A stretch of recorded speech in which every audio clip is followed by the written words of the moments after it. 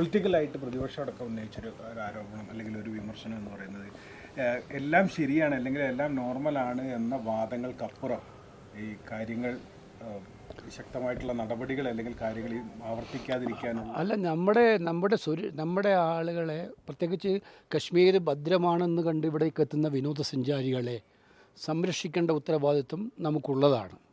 അവിടെ എവിടെയെങ്കിലും വീഴ്ച പറ്റിയിട്ടുണ്ടോ എന്നുള്ളത് പരിശോധിക്കപ്പെടേണ്ടതാണെന്നുള്ളൊരു സംശയമില്ല. അത് പരിശോധിക്കപ്പെടേണ്ടത് തന്നെയാണ്. കാരണം നമ്മൾ കശ്മീരിലേക്ക് ഏറ്റവും വലിയ സന്തോഷത്തോടെ ഇത് ഒരു സത്യത്തിൽ നമ്മുടെ നാട്ടിൽ സ്വർഗ്ഗമാണ് കശ്മീർ എന്ന് പറയുന്നത്. അപ്പോൾ ആദ്യം പോകണമെന്ന് ഏത് ഇന്ത്യക്കാരനും ആഗ്രഹിക്കുന്ന ഒരു പ്രദേശമാണ്, കാണാൻ ആഗ്രഹിക്കുന്ന പ്രദേശമാണ് കശ്മീർ.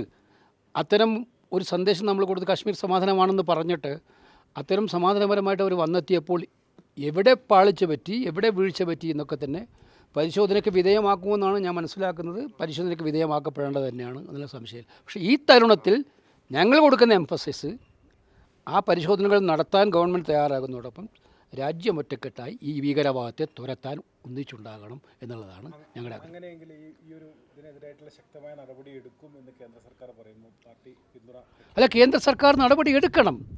പ്രോആക്റ്റീവായിട്ട് ഭീകരവാദത്തെ തകർക്കാനുള്ള നടപടി എടുക്കുമ്പോൾ അത് സങ്കുചിത താല്പര്യങ്ങൾക്കെതിരുമായി എടുത്താൽ രാജ്യം ഒന്നിച്ച്. അതാണ് ഇന്നലെ ഞങ്ങൾ ആൾ പാർട്ടി മീറ്റിംഗ് വിളിച്ചു കൂട്ടി രാജ്യത്തിന് സന്ദേശം കൊടുക്കണമെന്ന് പറഞ്ഞത്. നാളെ ഞങ്ങളുടെ കോൺഗ്രസ് പ്രവർത്തക സമിതി അടിയന്തരമായിട്ട് യോഗം കൂടുന്നുണ്ട്. ഇതിനു വേണ്ടി മാത്രമായിട്ട് കോൺഗ്രസ് പ്രവർത്തക സമിതി ഇതിനു വേണ്ടി മാത്രമായിട്ട് യോഗം കൂടുകയാണ്. അപ്പോൾ അല്ല, അത് നാളത്തെ മീറ്റിങ്ങിൻ്റെ കാര്യം എനിക്ക് ഇപ്പോൾ പറയാൻ പറ്റില്ല. പക്ഷേ ഞങ്ങൾ പൊതുവായിട്ട് ഞങ്ങളുടെ നേതാക്കന്മാരെല്ലാം ഞങ്ങൾ സംസാരിച്ചു. ഇന്നലെ രാത്രി തന്നെ ആഭ്യന്തരമന്ത്രിയോട് സംസാരിച്ച് അവർ ശക്തമായ കൺസേൺ രേഖപ്പെടുത്തുകയും അതോടൊപ്പം രാജ്യത്തിനോടൊപ്പം ഞങ്ങൾ ഉണ്ടാകുമെന്നുള്ള മെസ്സേജ് കൊടുക്കുകയും ചെയ്തിട്ടുണ്ട്.